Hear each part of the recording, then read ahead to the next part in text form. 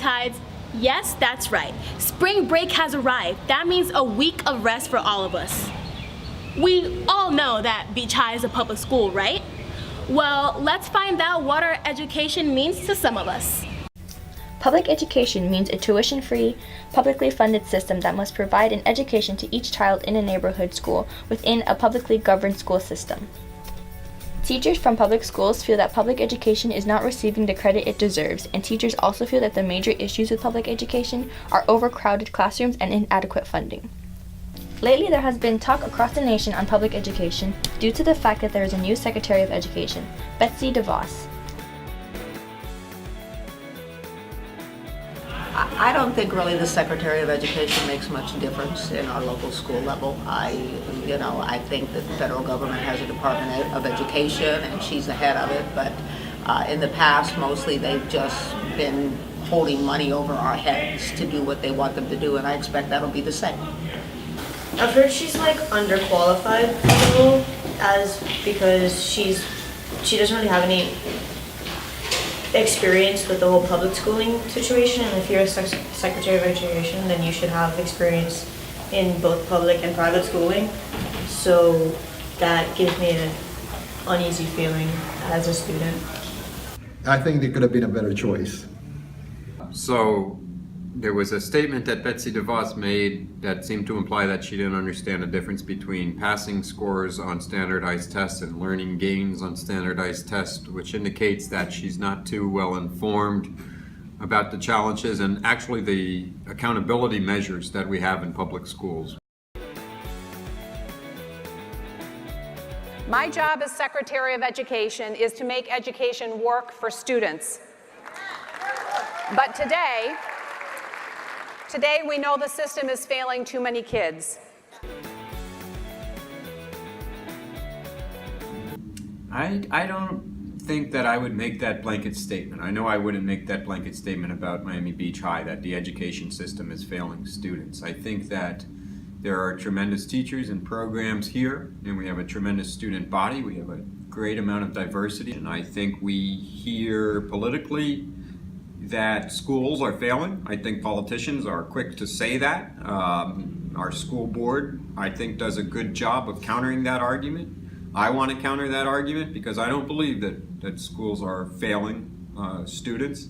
I think the problem in public education right now is we're all worried about grades and we're not really worried about learning, and I think we need to get back to where young people understand the importance of learning rather than the grade at the end of it all. How do we know that? Our nation's test scores have flatlined. 1.3 million children drop out of school every year. No, I haven't thought about dropping out once. I mean, it's all right here. I mean, it's not great, but still, it's okay. Do I think about dropping out? Yes. My day normally starts off with me waking up at 6 in the morning, and the first thing that comes to mind is, why am I doing this? Like, why am I going to school? I don't want to go to school. And then it takes me approximately 15 minutes and just very uplifting music to actually physically get me up and out of bed, because I don't want to get out of bed and therefore go to school. So I never actually have the balls to do it because I know my parents would disown me, but yeah. And because the previous administration spent $7 billion of your dollars on school improvement grants, thinking they could demonstrate that money alone would solve the problem. Yet their own report, issued as they walked out the door, showed that it had zero impact on student outcomes and performance. They tested their model and it failed miserably. Now, this is not an indictment of teachers. We all know great public school teachers. No, not really. You know, all my teachers are okay. They're pretty great, but I don't have a favorite out of all of them. My mom was one. Good teachers make a real difference. Good teachers deserve to be honored and compensated accordingly.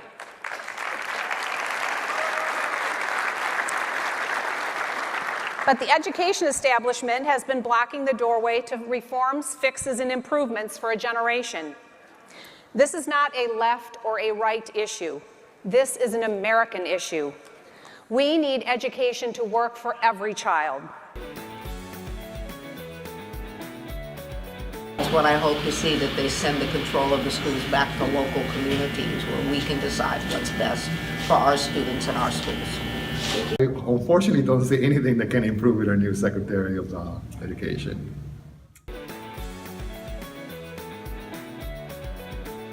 If by current situation we mean political situation, we're in a state right now where a large urban inclusive public high school like ours is a little bit demonized in favor of smaller charter schools, we call schools of choice.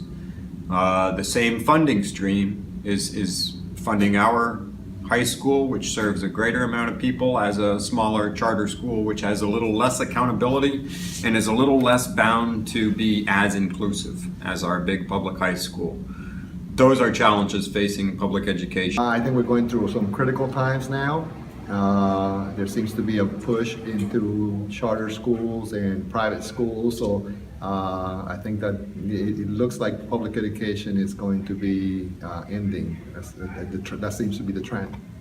I think the problem in public education right now is we're all worried about grades and we're not really worried about learning, and I think we need to get back to where young people understand the importance of learning rather than the grade at the end of it all.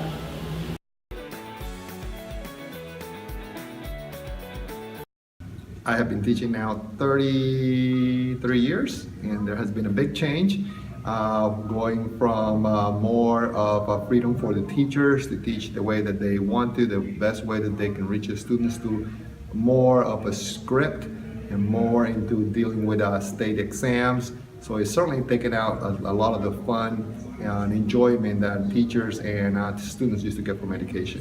What changes from year to year, I'd say, in public education are things like, to be honest, budget cuts, right? And that affects things like class size, and that affects things like programs. And it's, from a teacher's perspective, it's harder to do the work today than it was 15 years ago.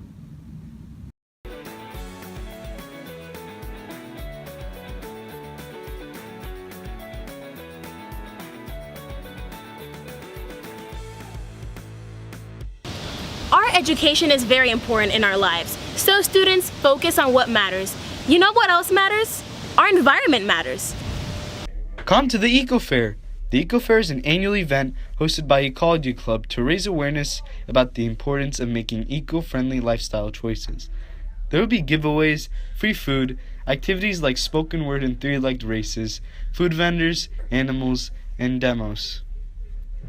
It takes place on Thursday, April 20th, 2017, between 3rd period and 7th period. All classes are invited, so ask your teachers to take your class outside the auditorium during 3rd, 5th, and 7th period. Tide's Eco Fair will be a fun, informative event. So spring is a time to renew ourselves. Spring also stands for other things. Let's find out. Spring Break 2017 is in its humble beginnings here in Miami. The spring break trend has been around since 1930. South Beach has been a spring break destination for its hot weather, beaches, and of course its nightlife. But crazy nights bring crazy accidents. That's why the city of Miami has a set of rules they plan to enforce during this time. This includes the banning of alcohol, coolers, inflatables, tents, tables, and live or amplified music on beach property.